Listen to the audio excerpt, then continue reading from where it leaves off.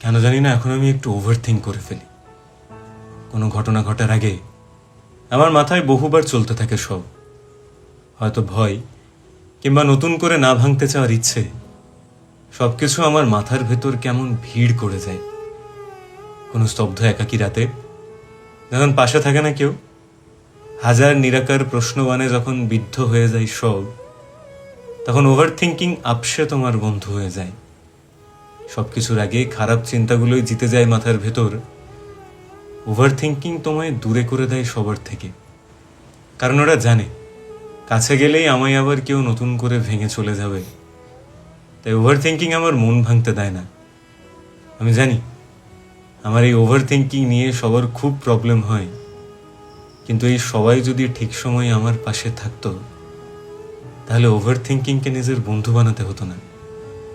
কিন্তু কি করব, এখন কিছু করার নেই। এখন আমি হয়ে গেছি এরকম। ওভার থিঙ্কিংটা আমি করতে চাই না, হয়ে যায়, তাই না?